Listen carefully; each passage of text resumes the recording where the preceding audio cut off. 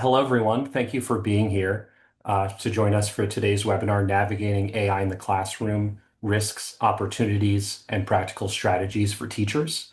I'm Stephen Rodriguez. I'm the marketing specialist at Harvard Education Press. I think we're really lucky today to have two fantastic author panelists with us and a wonderful moderator. I think this topic is so important and timely. I'm sure that many of you are looking for some guidance and some tools to help you think about how you can implement AI in the classroom responsibly and with a kind of critical mindset. Before I get into all of that, let me first go over a couple of things. First, this webinar is being recorded, so look out for an email from us in the next few days with a recording that you can access. It will be sent out to everyone who registered. So for folks who couldn't make it, they'll be able to watch the webinar later on. Second, we will have a Q&A, so audience members will have the chance to ask questions using the Q&A function in Zoom. I'm sure many of you are familiar with that function at this point, having been in a lot of Zoom webinars. So hold your questions for them. You can put them in there, and we will try to get to as many of them as we can. We'll have about 15 minutes for questions toward the end of the session. So with those logistics out of the way, I'll introduce our moderator, Teddy Sfronos. So Teddy is a senior lecturer in public policy at the Harvard Kennedy School, where he teaches courses in quantitative methods and generative AI. His work focuses on how AI is reshaping teaching and learning and on scaling the best elements of small interactive classrooms to students and practitioners around the world. He writes the Substack Course Corrections on AI and education and co-founded Ping Pong, an AI chatbot platform for educators that's now used across Harvard. So I'll hand it over to you, Teddy, to introduce our panelists and kick off the discussion. Thanks so much, Stephen. Thanks and welcome to everybody on the webinar. It's great to see so many people show up. I'm going to start by introducing our two authors, and then we'll get to talking. So first, I want to introduce Dr. Stephanie Smith Badai. She's an associate professor of educational technology at University of Delaware and an award-winning author and teacher educator whose interdisciplinary work bridges technology, equity, and civic engagement. Stephanie, welcome. All right, thank you. And then I want to introduce Dr. Marie Heath, currently working as Department Chair for Education Specialties and as an Associate Professor of Learning Design and Technology at Loyola University, Maryland. She's the co-founder and co-executive director of Civics of Technology. Prior to her work in higher education, Marie taught high school social studies in Baltimore County Public Schools. Her internationally recognized scholarship interrogates schools and technologies as current sites of encoded oppression and labors to advance more just technological and educational futures. Marie, welcome. Thank you. So it's great to be here with you both. I really enjoyed reading this book. Maybe I'll start just by asking you both to comment on what made you decide to write this now. That's not to say that this is not useful and important always, but what is it about this moment? What is it that you were seeing in the world that made you interested in conveying these voices in your work? Yeah. And just to preface everyone, I'm just getting over being a little sick, so my voice is a little hoarse, so I'll try my best. But actually, I was contacted by acquisitions editor at Harvard a few years ago who asked if I would be interested in writing a book on AI. And I had thought about what that might look like because at that time, a lot of books were coming out really rapidly on AI, saying AI is just great, it's going to transform the world and just the thing that we need in education. But I knew that AI, especially generative AI, was different than other technologies that we have been cautious about in the past. Um, and so I responded to the email. I said, I'll write the book, but it has to be justice centered. It has to really mean something and do something for students who typically we see the most harm being done to. And at that time, Marie and I, we were working together on we were co-chairing with another colleague, Laura Kassab, who's at San Jose State, the co-chairing climate committee for the Society for Information Technology and Teacher Education. And in that committee, we were critical friends to the organization, looking at research practices and membership. So I asked Maria if she would be interested in co-authoring a book with me because we have been working on things with the committee and also some different research scholarship things. And it just aligned with both of our work. Our work looks at the intersections of civics or civic engagement, technology, justice. So it was just a really good fit. So that's sort of how we got there with this book. That's fantastic. I'll, Marie, any thoughts? I would just add that uh, my own scholarship often looks at the ways that technologies, particularly education, are situated in longer histories of education technologies, and also situated in sort of socio-political moments as well. And so generative AI has kind of hit at a very particular moment and also exists within a continuum and a history. And so there was a lot of hype, I'll say, about what AI could do, um, but little sort of just a pause, a skeptical, I'll call it in my work techno-skeptical pause about what might potential downsides be. Does this really align with our visions of education, and does this serve the community's ends, desires that we have, as opposed to the folks who are developing this technology and telling us it's going to be transformative, but have not necessarily demonstrated that to be the case.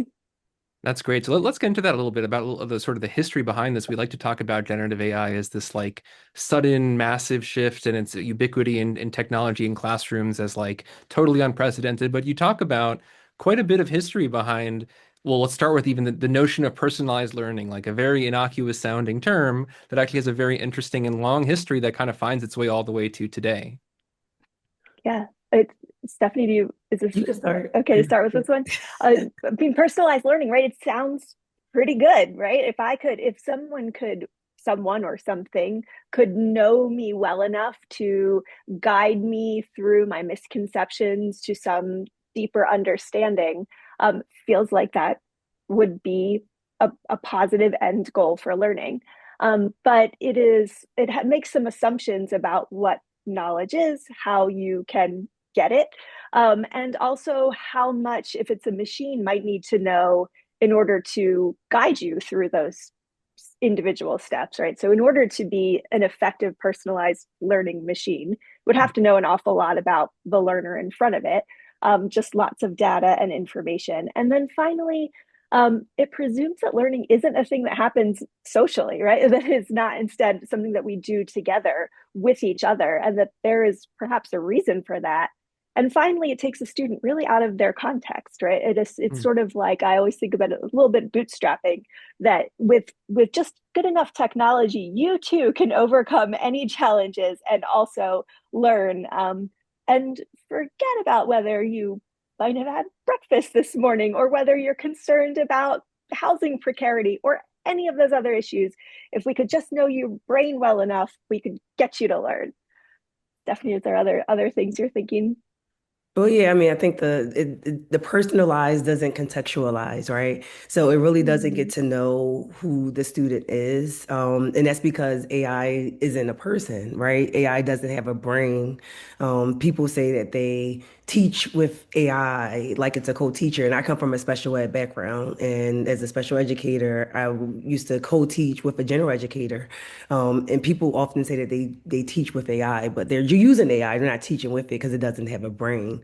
And that's the issue with personalized learning. And they sort of take, I think Marie sort of like talked about this, the colorblind approach to things, and sort of like, oh yeah, everything is just great, but it really is just a generality, right? So it's not really personalized because they're combing through data that's available to them to make these predictions on like what these students need based on their answers, but that's not really personalized learning. So it actually does more harm than good. And if you go back to 2024 with the National Educational Technology Plan that came out, it was on the digital divide, the digital use, access, and the design divide. And they saw that the schools that were using these personalized learning were the underfunded schools, were schools in low income areas, schools with minority students, and the independent schools, the schools with high tuitions, they weren't doing personalized learning. They were making, right? They were engaged in sort of like constructivist, sort of project-based activities. They weren't just on a computer doing rote click, click, click, click. So Mm-hmm. it just shows the inequities there as well. And I'll just Stephanie's really good with Yeah, the no, bun though, and please. she says personalized, not contextualized, and it doesn't have a brain. It also doesn't have a heart. It doesn't have a body, right? Which if learning were just a thing that happened in our brains, we are embodied social creatures, and Mhm. it doesn't have any of that. So it has a very particular view about what it is to be a human learning.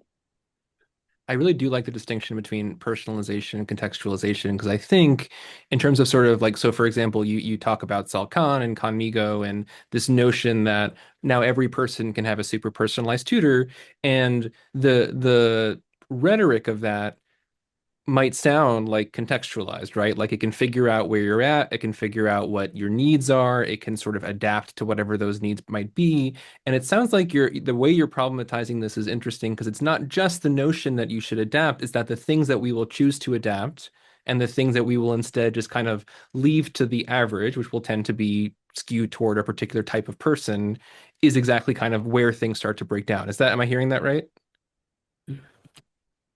Yeah, and the presumption and that we just in Civics of Tech, our most recent blog post that we ran was about Sal Khan, who walked back his Conmigo no longer exists, and Mhm. has had kind of oh, maybe this wasn't the way forward. And Punya Mishra wrote the post, and he noted that when Sal Khan describes his own learning, right, when he learns about a topic, he goes to experts, he gets involved, and then he makes videos. So he is a maker. He is doing all of this, but then we watch the videos, and then we don't ask questions, and Mhm. it's a different way of learning. Yeah, so in the book it's really interesting because you sort of contrast this type of approach, which you pull all the way back to Skinner, with other ways of thinking about technology and how they kind of find their way into our lives. And there's this sort of set of 5 questions from Neil Postman that I thought was very interesting about trying to be explicit about what the trade-offs are of using these technologies in our world. And I'm going to read those 5 questions and ask you to sort of contextualize them to specifically this moment. So it's what does society give up for the benefits of this technology? Who is harmed and who benefits from this technology? What does the technology need? What are the unintended or unexpected changes caused by this technology? And why is it difficult to imagine our world without that technology? So, any of those threads kind of particularly come to mind as you think about generative AI in K-12 classrooms where this should really kind of people should be thinking about? You, Right. I'll start. You jump in, Stephanie. Does that sound good? Yeah. So I love those 5 questions. They come from his talk, 5 things to know about technology, and we turned them into questions. And the one that I often think is really important is like, what do we give up? What are the benefits? What do we give up for the benefits of this technology? Because often as educators, and I will speak for myself, I get excited if I think there's something that would help me help students understand. I can immediately think about how I could use this in my classroom, ways that I could do it. And Neil Postman, like, famously technologically grumpy, said we always think about the positives, but we rarely stop and think, how might this what might go wrong? What do I lose? And once it's changed, and he has kind of got this like very McLuhan-esque approach, right? Once you've changed it, you can't go back. So, Mhm. even like we've got lights, we're probably not ever going back to not having electric lights. I'm not saying that we should, but we won't, right? So once we adopt it in, we've changed our ecosystem. So I think the potential downsides, just a pause to think about them, is a really good one for folks in education right now. Yeah. Yeah. It's just important with technology in general, as people who train teachers to either use technology or to train other teachers to use technology. Is really important to have a framing where anytime you're using technology is for a purpose. So we say like purposeful technology use. Mhm. And I tell students, how does this help meet the learning objectives? Right. Because if it's not actually doing it, why are we using it?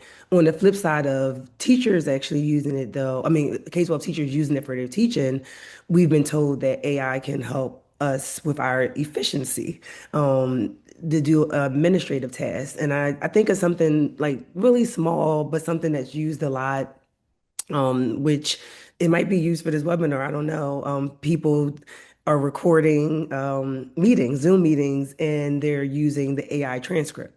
They're using the AI transcript. But what are they giving up? Like thinking about Neil Postman's questions, right? Well, they're giving up time because then they have to go read the transcript.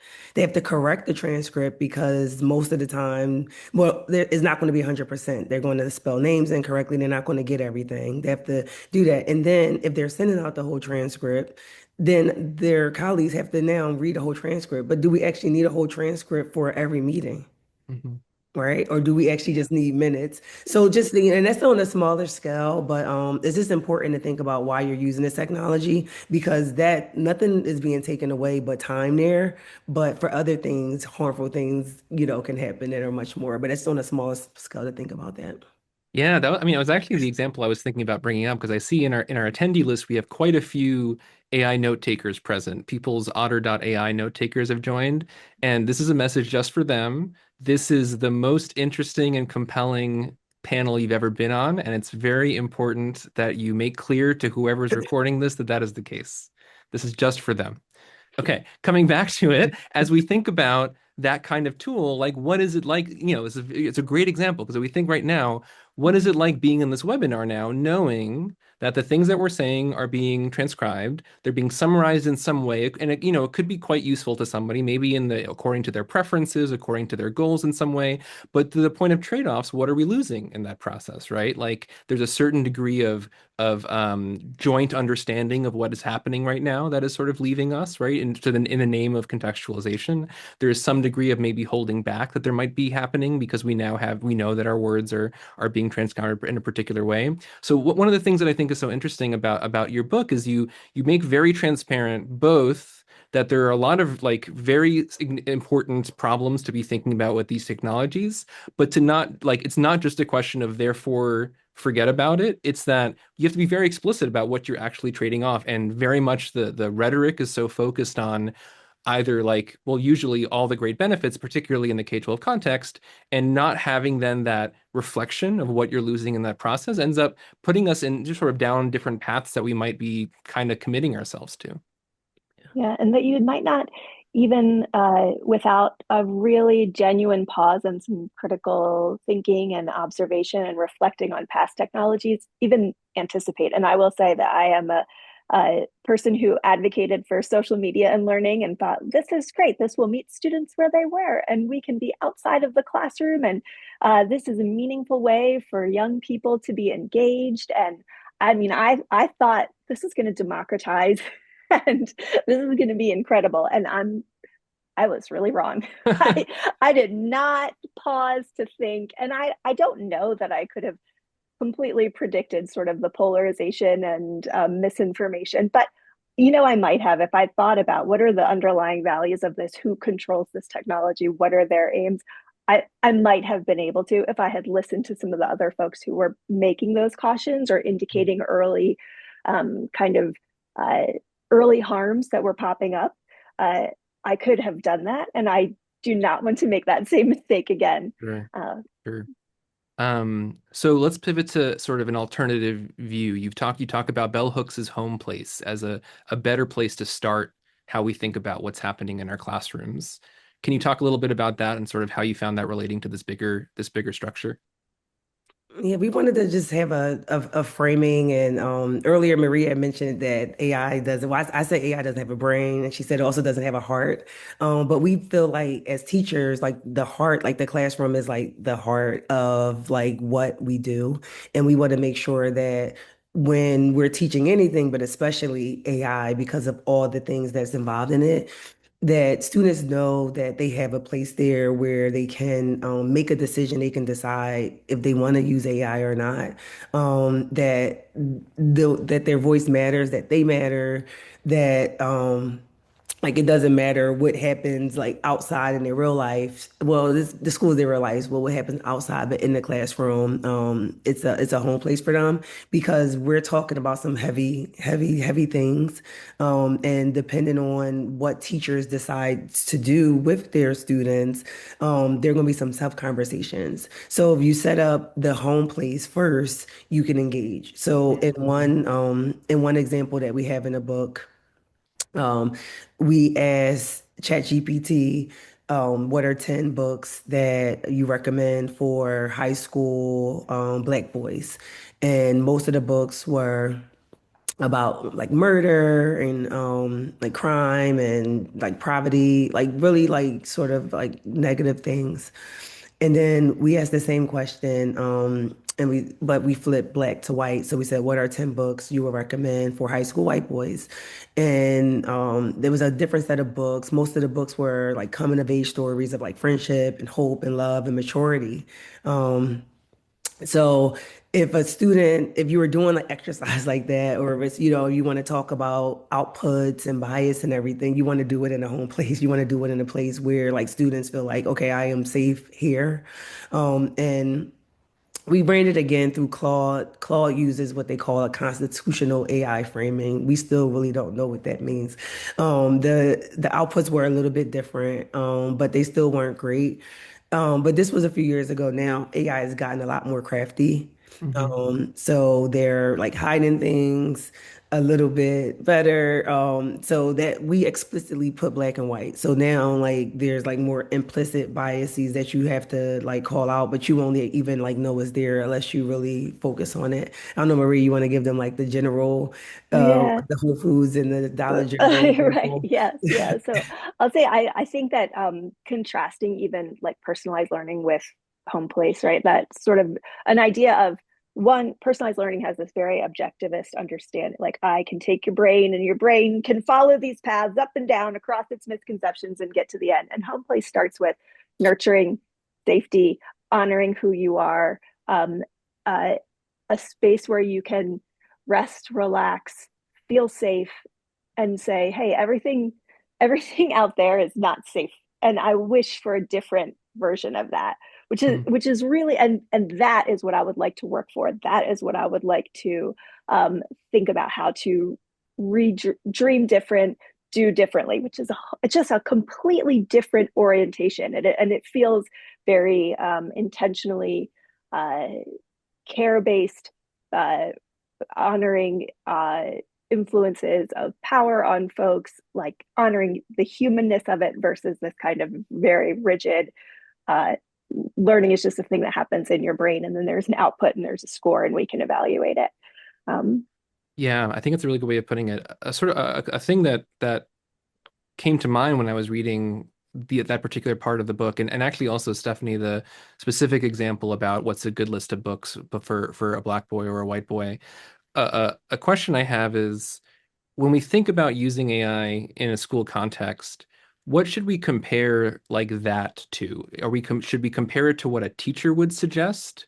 In which case it's lacking the kind of social, and the extent to which we're trying to have these bots be stand-ins for humans that we're losing exactly what you're describing. Should we think of it as a textbook? And so then the content of it is incorrect and for like what you would expect a good textbook to have? Should I compare it to a Google list? Like how should I compare these mm, tools to mm-hmm. whatever the alternative is in the actual like life that I have as a teacher in a particular place? That is a great question. And I'll say, and this, you tell me if you feel like this is a cop out answer. Okay. I would say that I would, I would always rather make the thing the site of inquiry rather than think, what is this thing like? So Oh, I interesting. Okay. would rather say, okay, so generative AI, like think about those 5 questions from Postman, or, what are the ways that we see it? I'm more interested in an educator both developing for myself a disposition of like, how could I use this? What are the downsides? What might happen? And also with my students, preparing them for a world where this is nudging their behavior that Right. they are encountering, that they may be using. And so I'm more interested, and I would do this with textbooks too, right? Taught Sure. social studies. We definitely made our textbooks a site of inquiry rather than a site of Right. like epistemological authority. And so that shift, that we take everything that comes into our lives and kind of acts like it knows what it's doing for Mhm. whatever reason. Why is it doing that? And in what ways might that nudge us towards certain perspectives, ideas, who might be harmed by this? In what ways could this intersect with other things in society to exacerbate inequalities? So that, I don't know if that is too far away from your question, but that is what No, I no. would wish that would I think happen. yeah, I think it's a great answer because I mean the book is called, Critical AI. The point it's not get AI out of classrooms at any cost. The point is that it needs to be the thing that we are actually trying to learn more about, right? In fact, it could be quite harmful if we keep it out of the classroom so that the only thing that Right. students are exposed to is when whatever Instagram tells them that they should be clicking on something else, right? It like actually Mm-hmm. gives them the tools to think about that more critically. Stephanie, I didn't know if you wanted to add to Marie's point. Yeah, I always go back to what's the function of the technology. Hmm. So like even when you're making like, how can I use this instead of this? Like why are you using it in the first place? Like what is the function of the specific technology? Hmm. So from a special ed background, when we're looking at assistive tech, that we have a student who may have needs where they need like an AAC or a alternative augmentative communication device, right? Like that's so what device could function on it. So before the iPad, it was like the Dynavox. That was the main machine, one of the main machines that we used to use. You had to plug it up. But then the iPad came out and there were apps for that. So that was the function of it. So what is the function of the technology that you actually need AI to do that you're comparing it to? Right. Right. And is your sense that right now it's more of sort of this big scatter shot where you say throw it at everything and it'll be the kind of teacher that you need that you aspire to be in some way?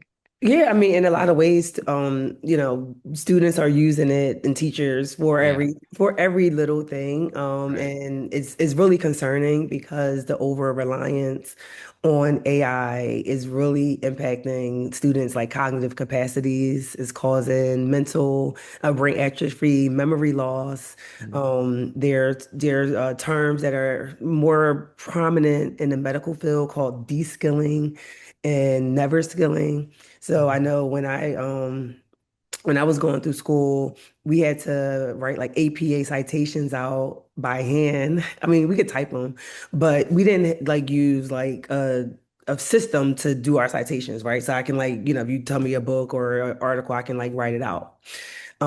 Students who may have went to school with me in my generation, they might be using AI now to do that. So like they don't have that skill anymore. Like it's de-skilling. They don't know how to write their APA citations out, Right. right?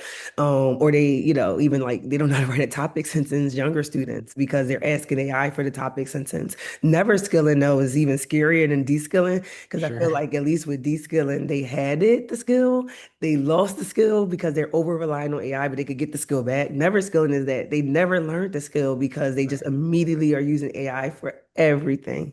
So Right. they don't even have foundational skills. And employers are seeing this too, even with like a lack of soft skills. So yeah, so to answer your question, yes, I think it's just like, we're not thinking about the function. Yeah, yeah, And yeah. it's not teachers' fault. And that's why a reason why we Right. wrote this book either. School districts are getting multi-million dollar contracts with these companies. These companies are coming in and telling schools that, like, you're going to be left behind if you don't sign on. Your students are going to be left behind, and it all sounds really good. And people don't really understand like how AI works. So of course, if you have this in your school, your superintendent or your principal will say, "Well, we need to use this technology, Mhm. right? Because we have it and it's going to do all these things." And then teachers have to use it. So we understand that. Yeah, absolutely. Marie, did you want to add anything to that? Um, no, I something that Stephanie said. Now I can't remember which one it was. I think it was the what are it was reminding me of the what do we give up? And Mm, I think a lot, some of the things become really obvious, right? We hear like a lot of our colleagues who are teaching writing worried about the ways that students can or cannot maybe impacted this. But and this may be my social studies background again. I think about the ways that this all technologies, and particularly generative AI, like allow us to be frictionless in our activities, and so it continues to sort of reduce the need for humans, right? Mhm. And make our interactions really, really smooth, and it agrees with us, and we expect that. And I mean, for democracy to function, we need to be able to sit in discomfort, and we need to know what it feels like to be disagreed with, to disagree, to like develop that ability. And so one of the things that I wonder about what we give up when we turn to this technology for, even, you know, if we are writing lesson plans, if students are using, if they're co-thinking with it, whatever all those things become, I'm one of my great worries about what we give up is that ability to sit with discomfort and Right. practice being uncomfortable. hmm Absolutely. So I want to talk a little bit about opportunities and maybe how teachers right now should be thinking about using or not using these tools. You give a couple of examples in the book of uses of generative AI in like a very specific way that you consider to be, at least it sounded like in the book, like a genuinely helpful, new, good contribution to the particular example, sort of learning of those kids, the teacher's experience, and so forth. Do specific ones come to mind that you'd want to share? Stephanie, do you want to do the counter narratives? There's a yeah, we have several examples because we don't this book isn't about like you said, Teddy, like don't use AI ever. We wanted to make Right. sure it was balanced. So the beginning of the book, first few chapters, we do start with the histories and just really explaining how AI works. And then we go into teacher mindsets, which is important, like mindsets for justice and how to sort of like reframe thinking around it. And then we give scenarios and we actually have a few vignettes throughout the book as well from teachers in the classrooms now who are using AI, so you can get a sense of that. And then we move into, all right, like let's talk about these pedagogies and how you can use it more safely. And one we really highlight is Story AI, which is a system out of in California. I'm trying I to think it's remember. I don't UC want to Irvine. yes, thank you. UC Mhm. Irvine. And they actually created this platform to teach students about AI, but also allow students to use AI, but to create counter narratives. Mm. So if you're not familiar with counter narratives, it's a way to sort of not attack, but get back, to have a voice, to have Push your back, voice. maybe push back Yeah, on maybe the push, on yeah, dominant master yeah. narratives. So a lot of times there are narratives that are stereotypical, that dominate society, but they're not reflective of certain students. hmm So counter narratives are also, it's called counter storytelling. hmm um, Students have a chance to really like present themselves in a different way. And it's really important with AI because if you ask AI, and we have some examples of this too, you know, show me a doctor or, you know, like show me a cleaner. Is it going to be a certain person? The doctor is going to be probably a white man. A cleaner is probably going to be like a Latino person, like, you know, all these things, right? So if students are like doing this and they do like ask AI certain questions, but then they kind of like create their own counter narratives. hmm But then we also have some examples with like the I.W. Wells Justice Lab doing some community work. So there are a lot of, you know, there are different examples in there. Some lesson plans too. And I do not want to jump ahead, but I was like peeking at the Q&A and someone was like, are we talking about things we do? And I'll say we have a lesson plan that we did a soundscape lesson plan because I you know, not to give away the game, but I said I would like to make AI a site of inquiry. So most of the work that I do is how can we teach students to play with this and then think about it with a critical eye. And so we have students do they create a soundscape of their community, and it's created in community, right? We put it all together, make a big mural. When you ask AI to do a soundscape of your zip code, and you can really see through thoughtful questions the ways that one is just rich, multi-layered, human, complicated, and the other is perhaps accurate, but maybe embedded with stereotypes, maybe not, but just lacks that certain like whatever that is that makes community and and being in community so powerful. That's great. So, I mean, the commonalities I'm hearing with the examples that y'all have been giving is, first of all, not just treating AI as like this contentless or valueless thing, but rather a thing with a lot of embedded stuff into it that people should be thinking about and considering. And then secondly, it sounds like using it as a way to give agency to students and help students or teachers express themselves explicitly, as opposed to just sort of taking defaults that are given by a particular tool or a particular model.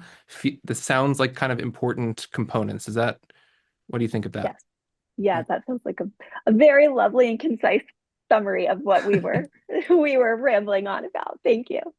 And so what about like, I'm thinking of my friends in the K-12 space, incredibly overworked, super duper tired, just trying to get through it, care a lot about their students, but feel like they can never keep up, saying, I find these tools very helpful in particular circumstances, like to help me grade math questions or to help me better understand, what I should be doing in class tomorrow. How Totally. should Yeah, I guess what do you Yeah. say to teachers who have been trying to figure out ways to use these tools in ways that they Mhm. feel at least help them be better teachers? Yep. I mean, I understand. I can I mean, to all the teachers, I remember Sunday scaries, right? Where you're just like, oh, it's happened next Monday's coming, and I got to know what I'm teaching across like 5 different preps and 150 students, and I also have to grade, and it all has to be done tonight. And it's amazing to be able to go to Claude and say like, I have a lesson on whatever it is, and it like just writes it for you. Hmm.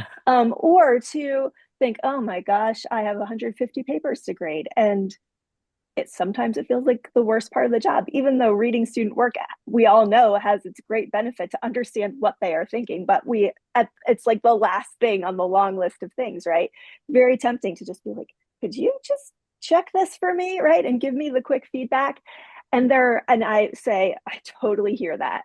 And there are two big buckets I would think about. One is like labor, right? What is uh the problem? The reason we get Sunday scary is we don't have enough time, right? That's not resource. It's not Right. resource. There is a I would never say to an individual like, don't find a band-aid for the system, but it's a system, it's a problem, right? It's a problem of political will. It is not a problem of technological silver bullet to solve teacher overwork, right? That is actually a problem of valuing the labor of what an educator does and providing time, smaller classes. Like we actually have the research to know what we need to do to make schools better. And it's Hmm. not use AI to grade your lessons.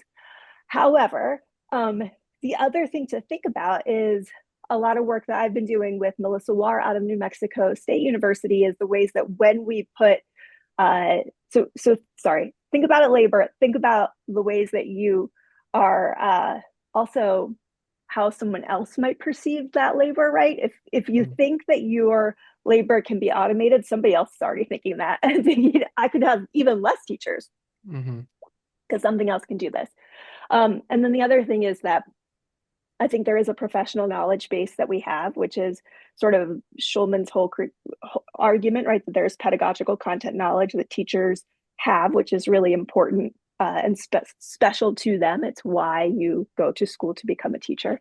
Um, and that the AI is laden with all the biases of society. And so when Melissa Warr and I have been putting papers into AI, it the AI has noticed that if it perceives that the student is either from a higher socioeconomic class or white, and the feedback it gives is very conversational in tone, like, how would you consider doing this? Have you thought about XYZ? If the AI perceives that the student is either from um, has either socioeconomically disadvantaged or is a Black or brown student, it uses what we'll call clout, right? A very direct authoritative tone. Change this, you should do this. Once again, quietly positioning itself as authority and knowledge, and quietly, subtly saying like, I know what's right and you should do this way. And there's also like all these differences in gradings as well. But just know that if you're using it, you need to be really mindful that this will come up in your students' work. So Hmm. is it really going to save you time if you're going to go back and look for all that? Stephanie, any thoughts? No, I'll I'll stop right because I see like the time is going and I know we have like a lot of questions. So I think that I'll be able to like respond to some of that in the questions. Yes, I think getting into the questions is a great idea because we've got some really fun ones. I'll go through them. So let's start with one from Joel Medina. This is a little bit of a different angle. How can a math teacher prevent plagiarism or cheating, given that now AI is relentlessly accessible to my students, especially Google search engine? How can a math teacher discern if a student output is his real answer and not an AI copycat? I should say when Google Chrome added their study mode button, it was a little telling because when you press the study mode button, the little infographic that popped up blurred out the steps and just showed the answer, even though the whole point was that it was supposed to teach you how to do it and then not give you the answer. Anyway, so that I think is a really interesting question. I'm curious if you all have thoughts on specifically that and how that relates to the broader critiques in your book. Yeah, we actually, thanks for the question, Joel. We have a example in the book where a student was using AI to, I think they were using Kamingo to do a math problem, and the AI gave them the wrong answer. And the student knew that the answer was correct, but they were questioning themselves because AI told them that this was the answer. So the whole point is that AI is not a calculator; it's a probability machine. So the whole algorithms, they're looking for patterns, and so most of the time it's going to give you the right answer, right? Because the right answer is usually like in the world. Because remember, they're just picking up information in the world and exacerbating it. But every so often the answer is not going to be correct. And that's true with math. So students really need to understand that. But I really think that we're going to have to go back to some old school showing your work, writing it. I know some teachers are using the blue books again. Mhm. I just remember in high school, we didn't even get credit if we didn't show our work and if every step wasn't even correct. Mhm. And I remember, I'm just thinking about, I don't know if she's around, but Miss Jeno, my high school like algebra teacher. And I just remember writing everything. So I really think like students are going to have to like show their work and do it in class, and you're going to have to do some quick like formative assessments because Mhm. it's really no way of knowing if they use AI or not at home. And even the AI systems, like the whatever they call it, where detection systems, they're like so wrong. A lot of like, especially with writing, a lot of students whose first language is not English, they're being like pinged on cheating. Students who have like non-white sounding names. So like if you put their stuff in, their AI is saying, oh, this is probably like cheating more than other students who have different names. So you can't even use the detection. So really, I think we have to think about how can we use class time a little bit differently and making sure that students are like showing us what they know right then and there.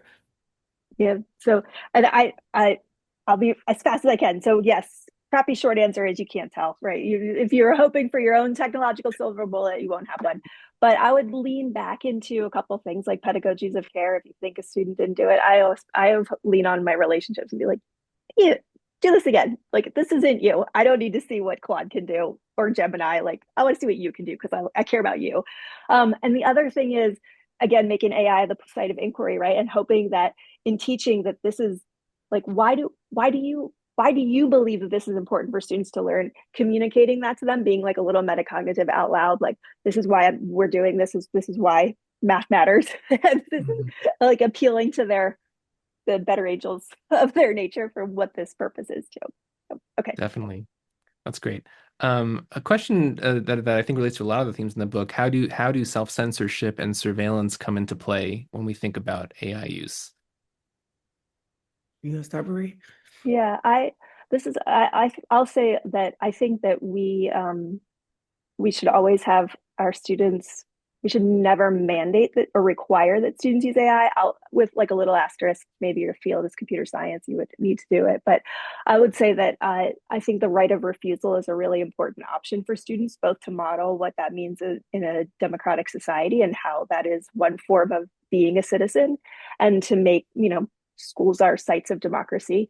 And also, because there are good reasons why a student might not want to participate in this outside of the environmental, going back to the surveillance. uh, there are reasons why it could, like I may not want to feed a machine that is trying to decide if I am a citizen when I walk down the street, or that wants to surveil me, or wants to capture data about me, or wants to sell me more information, whatever it is. I think that there are reasons for students to opt out of that and have the right supported to do so. Feel the same way, Stephanie? Yes. Cool. We I actually am wrote actually. an article on that too. Oh, cool. And with some like strategies on how you could do it. It was for the Geneva Institute, part of it was a policy brief actually. And it's one of several, and basically talking about like AI inequities, but also with like really practical strategies that you can use to like sort of combat that. So you can read that as well as the other authors, and there's an international like policy piece. Great. So maybe building on that, and then yeah, I'm going to build on that and then ask one other question. So let's think about ethical competencies. This is from Ronaldo Santos. In your view, what ethical competencies should become central in teacher education programs so that future educators can ethically mediate AI technologies rather than simply adopt them? It does sound like a lot of what y'all have written about is about one of our roles as teachers is to help students understand how to interface with these tools in ways that don't just perpetuate so much of the status quo issues we talk about. So how should we think about training teachers in that way? Yeah, I think one of the ways that I think we can use AI is to teach students about AI in a way that goes beyond just AI literacy. So really like critical AI literacy, and students really need to so there are two pieces to that, right? So when we talk about this, they need to build a critical consciousness around the ways that they really interact with AI and understand like how it works. And then also Marie and some other colleagues with the Civics of Technology project, they talk about techno skepticism. So, and asking these like, questions. So not saying like anti-tech, but like, like let's think about this a little bit more in those sort of like those bigger questions. So I think this needs to be included in teacher ed programs. I created a course that I taught last year called Societal Implications of AI, and it sort of gets at some of these things, but it's broken down into different sectors. So, the environmental piece, but also the law piece, the education piece, the community piece, like different sectors of how AI is just impacting society in different ways. So both negatively and in positive ways, but just the overall impacts. I think that students need a class about like critical AI literacy or critical AI. They need to really understand like the harms of it because they don't. Marie and I we did a couple classroom visits at different schools, and we taught a few different lessons. And in one of the classes, I just remember we had the students do this AI footprint sort of exercise where you go and you calculate in general how much you're using AI for Mhm. different tasks, and it tells you like how much water you use, how much energy in this, but then also tells you what you could have done differently to like sort of like reduce that impact.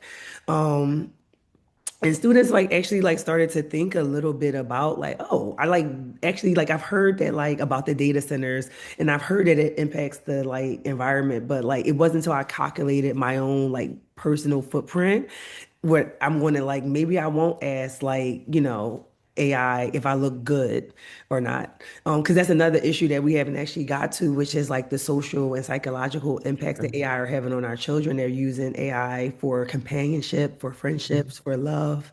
And it's not working out. They're OpenAI just got sued by a parent whose, child took their life. There's just different things. So students need to know about this. Like we wrote this book for teachers, but really, at least high school students, like a lot of the content in there, like they need that, and even younger students too.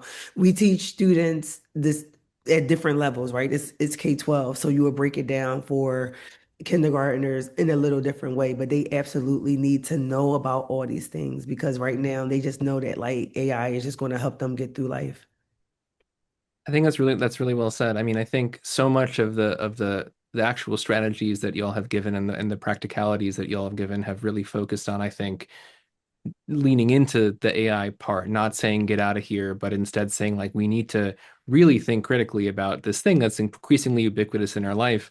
And that resonates with me just because the more young folks I interact with, the more I find that I don't necessarily think, like, my assumption was that they would be incredibly good AI users. And by good, I mean like both very competent and also like know when they're being misled versus not. And I found very quickly that the former is true. They use AI like crazy, but the latter isn't. They're like much more likely than I expected, and the folks that I've interacted with, to just take what they say as like largely correct or like maybe the right way to think about things. That's exactly the kind of critical thinking skills that we're trying to give our students in any course. And having AI just be like one potential focus or subject of that kind of critical thinking feels very important. I want to take a from the teacher perspective, but one step back. There was a great question of what about working for a board or a district that might have certain requirements? They said forces us to use AI products with students that don't provide guardrails or guidance or things like that. So, so much of this is kind of being determined outside of above the pay grade, let's say, of the actual people doing the teaching. How should Yeah. they think about living in these kinds of structures as teachers? I really appreciate that question because there's so many times, right, where as a teacher you think like, oh well, in some ways I can close my door and I can do this, but also you are part of a larger system that's making decisions and telling and you're getting directives about what you will do or won't do, or sometimes not getting any guidance at all. And so I appreciate that question. One of the things that we talk about in our book are ways to where you do hold power, right? Because sometimes it feels like, oh, there, here we go, another Monday meeting where they tell me what we're going to do next, right? And Right. so instead, you can think about we lean into Patricia Hill Collins' work about different sites of domination are also opportunities for sites of resistance. So in your own Mhm. personal life, right, things that you can do to make decisions. But I'm going to set that one aside. So we're talking about teaching your pedagogy. So you could pick, so maybe you have to use it, but maybe you lean into making AI the site of inquiry. Maybe you're feeling like really frisky and you lean into, fugitive pedagogies and you do what you think is professionally right, even if that's not what is perhaps the will. And again, not saying you should do this, just saying it's an option. Or you also, so there's pedagogical things you can do, professional things, right? With your, you can also inquire into the technology with your students or host a community night professionally, right? Like have the community into the school and say, like, this is what we're going to do. Here's what it is. Let's inquire into this together. Do we like the settings on this? Do we think this is going to be good for our children? Like that's where our schools are part of the communities they serve. And then finally, collectively, right, participatory action. So if you feel strongly one way or another about something, there are hopefully associations, unions, PTSOs, and PTAs that you can leverage that already exist that you can plug into and bring this and work collectively to make a change on that. So I'd say there's different levels and different levels of working with others and also different levels of your own uh, you know, constraints and abilities to resist or do, I'll say resist. Yeah. Yeah, and yeah, in chapter 6, we lay out those 4 Ps, the personal, professional, pedagogical, and participatory actions that you can take. So I think look at those and see what might be something that you could engage your supervisor with or your superintendent. I know that superintendents are very concerned about these things as well. I did 2 trainings for every superintendent in the state of Delaware, and then one for every charter school leader in the state of Delaware. And the training was helping them prepare a critical AI policy for their schools. So I know that leaders are talking about those things. So if your leader hasn't, they don't know about this book or other books, there are so many other books besides this book. Maybe Mhm. you can tell them, like, I went to this webinar, or I came across this, like, could we incorporate these things into our school's AI policy?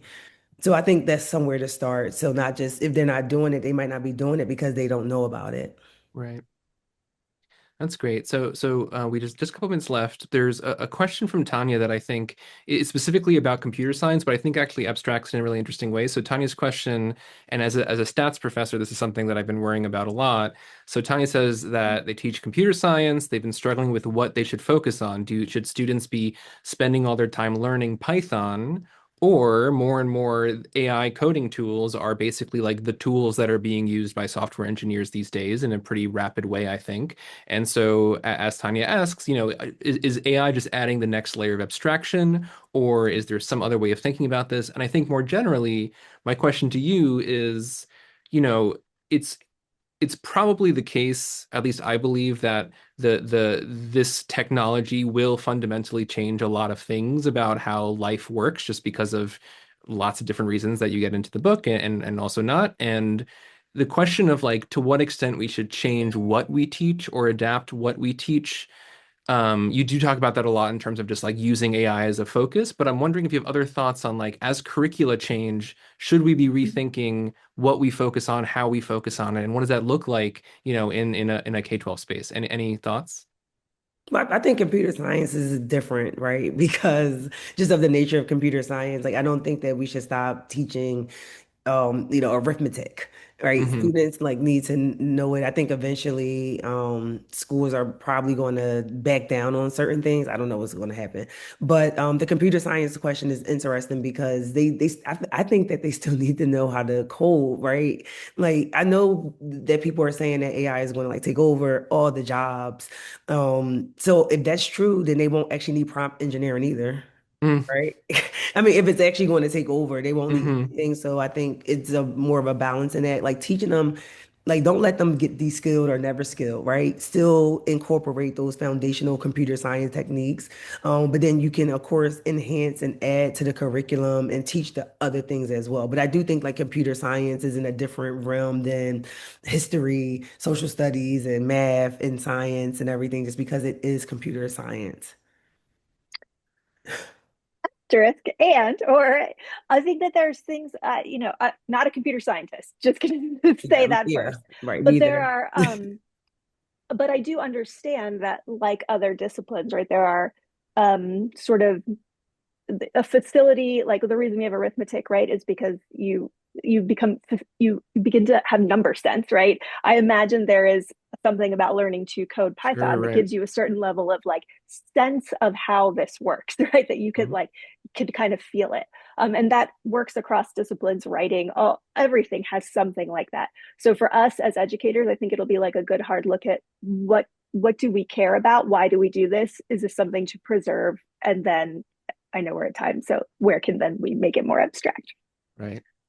Awesome, awesome answers. Thank you both, Stephanie, Marie. Thank you for writing this book. Thank you for the perspective that you're bringing. Thank you for pushing all of us to think more deeply about what these tools actually mean and what it might mean to look to use these tools effectively or incorporate them in ways that help us get agency rather than take them away. Very grateful for everything that you've been doing. I hope folks in the webinar really enjoyed this session. I certainly did. And yeah, thank you all for your time. Yeah. Teddy, Thank thank you you. so much for reading the book and asking all those thoughtful questions. It was great. Yeah, Of thank you. course. See y'all. Bye. Thanks, everyone.